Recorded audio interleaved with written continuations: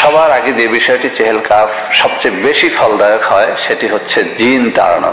কোনো বাড়িতে জিন থাকা বা কোনো ব্যক্তির সাথে জিন থাকা, জিনের আছর থাকা, সে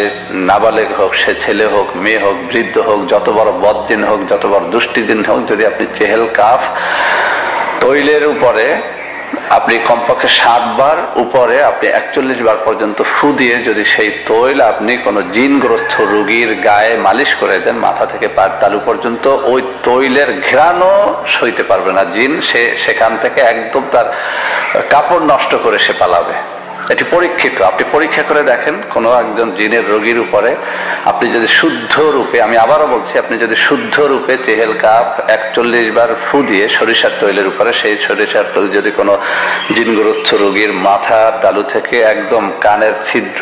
এই যে ফাঁকা, নাভির ফাঁকা, সবকিছু একদম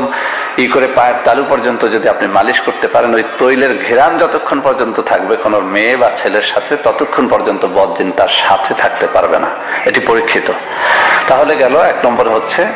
জিন ছাড়ানো, জিন পরি, দেওদত্ত ইত্যাদি যে কোনো বদ আসর ছাড়ানোর ক্ষেত্রে এটি একটা অব্যর্থ আমল।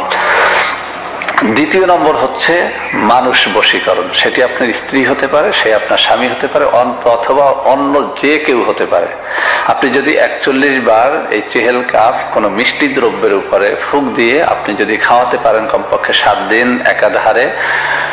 বা এটি আপনি বাড়াতেও পারেন, আমি সবসময় বলি আপনি 7 দিন থেকে 14, 14 থেকে 21, 21 থেকে 41 পর্যন্ত আপনি বাড়াতে পারেন, আপনি এর একটা সুফল আপনি চোখে দেখতে পাবেন, অবশ্যই দেখতে পাবেন, যদি আপনি এটি শুদ্ধ রূপে আপনি এই আমলটি করতে পারেন কোনো মানুষ বাধ্যকরণের জন্য। এটি আপনার হবেই হবে, এটি পরীক্ষিত একটি আমল। 3 নম্বর হচ্ছে আপনি যে কোনো উদ্দেশ্য সাধনের জন্য যদি আপনি চেহেল কাফের আমল করেন, কোনো একটা কিছু আপনি পাইতে চান, সেটি কোনো মানুষ হতে পারে, কোনো একটা চাকুরি হতে পারে, কোনো একটা শত্রু দমন হতে পারে, যে জিনিসটি আপনি আল্লাহ রাব্বুল আলামিনের কাছে চান যে আপনার এই জিনিসটি চাই, এরকম অনেক সময় আমাদের হয়ে পড়ে যে আমি তাকে চাই, অথবা আমি এই চাকুরিটি চাই, অথবা আমি এই শত্রুকে দমন করতে চাই, এরকম কোনো ক্ষেত্র যদি হয়, সেক্ষেত্রেও আপনি চেহেল কাফ যদি নিয়মিত 5 ওয়াক্ত নামাজের পরে 7 বার করে, 5 ওয়াক্ত নামাজের পরে 7 বার করে, খেয়াল করবেন 5 ওয়াক্ত নামাজের পরে 7 বার করে যদি আপনি তেলাওয়াত করতে পারেন একাধারে 41 দিন, আপনার সেই কাঙ্ক্ষিত বস্তুটি আপনি পাবেন। এটি বড় বড় কিতাবের মধ্যে এই কথাটি লেখা আছে। এছাড়াও চেহেল কাফ আপনার বাড়ি বন্ধকের কাজে ব্যবহৃত হয়। আপনি কিছু মাটি হাতে নেবেন, সেই মাটির উপরে আপনি 41 বার চেহেল কাফ পরে ফু দিবেন। এরকম একটা আমরা যে উজু ইস্তেঞ্জার জন্য যে কুলুক ব্যবহার করি, সেই কুলুকের মতো মাটির ঢেলাটা এরকম হাতে চাপ দিয়ে ধরে সেই মাটির উপরে আপনি চেহেল কাফ পড়বেন 40 বার। এভাবে 4টি মাটির দলা আপনি তৈরি করবেন, বাড়ির চারপাশে আপনি 4টা গর্ত করে সেই মাটির ঢেলাটা সেখানে পুঁতে দিবেন। যতদিন পর্যন্ত ওই মাটি ওখানে থাকবে ততদিন পর্যন্ত এই বাড়িতে জিন দাউদত্বের আছর থাকবে না। তাহলে আমরা পেলাম চেহেল কাফ 1 নম্বরে জিন ছাড়ানোর জন্য, 2 নম্বরে কোনো বশীকরণের জন্য, 3 নম্বরে পেলাম আমি এটি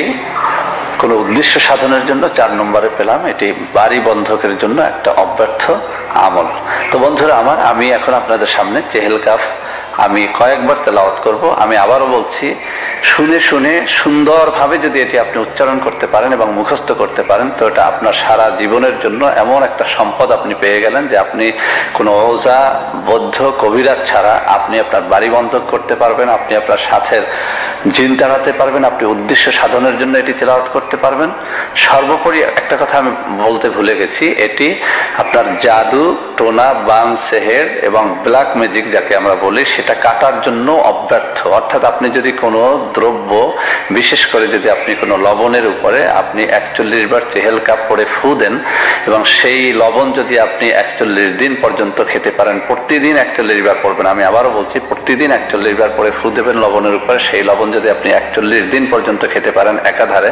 আপনার পেটে কোনো ধরনের জাদু, টোনা, বান, সেহেরের কোনো তাবিজ থাকলে সেটি নষ্ট হতে বাধ্য। তো 5টি কাজ আমরা আজকে শিখলাম, আমি আপনাদের সামনে তেলাওয়াত করব, আপনারা এটি শুদ্ধভাবে আমার তেলাওয়াত শুনে শুনে মুখস্থ করার চেষ্টা করবেন। বিসমিল্লাহির রহমানির রহিম। কাফাকা রব্বুকা কাম ইয়াকফিকা ওয়াকিফাতান কিফ কাফুহা কাকামিনিন কানা মিন কালিকিন তাকিররু কিররান কাকাররিল কাররি ফি কাবাদিন তাহলিয়া মুশাকশাকাতান কাকিলকিল কালিকা কাফাকা মাবি কাফাকাল কাফু কুরবাতিন ওয়া কাওকাবু কাআনান তাহকি কাওকাবাল ফালাকি কাফাকা রব্বুকা কাম ইয়াকফিকা ওয়াকিফাতান কিফ কাফুহা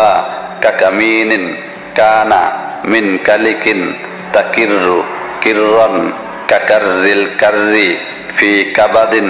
তাহলিয়া মুশাকশাকাতান কাকিলকিল কালিকা কাফাকা মাবি কাফাকাল কাফু কুরবাতিন ওয়া কাওকাবু কাআনান তাহকি কাওকাবাল ফালাকি কাফাকা রব্বুকা কাম ইয়াকফিকা ওয়াকিফাতান কিফ কাফুহা কাকামিনিন কানা মিন কালিকিন তাকিররু কিররান কাকাররিল কাররি ফি কাবাদিন তাহলিয়া মুশাকশাকাতান কাকিলকিল কালিকা কাফাকা মাবি কাফাকাল কাফু কুরবাতিন ওয়া কাওকাবু কাআনান তাহকি কাওকাবাল ফালাকি কাফাকা রব্বুকা কাম ইয়াকফিকা ওয়াকিফাতান কিফ কাফুহা কাকামিনিন কানা মিন কালিকিন তাকিররু কিররান কাকাররিল কাররি ফি কাবাদিন তাহলিয়া মুশাকশাকাতান কাকিলকিল কালিকা কাফাকা মাবি কাফাকাল কাফু কুরবাতিন ওয়া কাওকাবু কাআনান তাহকি কাওকাবাল ফালাকি কাফাকা রব্বুকা কাম ইয়াকফিকা ওয়াকিফাতান কিফ কাফুহা কাকামিনিন কানা মিন কালিকিন তাকিররু কিররান কাকাররিল কাররি ফি কাবাদিন তাহলিয়া মুশাকশাকাতান কাকিলকিল কালিকা কাফাকা মাবি কাফাকাল কাফু কুরবাতিন ওয়া কাওকাবু কাআনান তাহকি কাওকাবাল ফালাকি কাফাকা রব্বুকা কাম ইয়াকফিকা ওয়াকিফাতান কিফ কাফুহা কাকামিনিন কানা মিন কালিকিন তাকিররু কিররান কাকাররিল কাররি ফি কাবাদিন তাহলিয়া মুশাকশাকাতান কাকিলকিল কালিকা কাফাকা মাবি কাফাকাল কাফু কুরবাতিন ওয়া কাওকাবু কাআনান তাহকি কাওকাবাল ফালাকি কাফাকা রব্বুকা কাম ইয়াকফিকা ওয়াকিফাতান কিফ কাফুহা কাকামিনিন কানা মিন কালিকিন তাকিররু কিররান কাকাররিল কাররি ফি কাবাদিন তাহলিয়া মুশাকশাকাতান কাকিলকিল কালিকা কাফাকা মাবি কাফাকাল কাফু কুরবাতিন ওয়া কাওকাবু কাআনান তাহকি কাওকাবাল ফালাকি।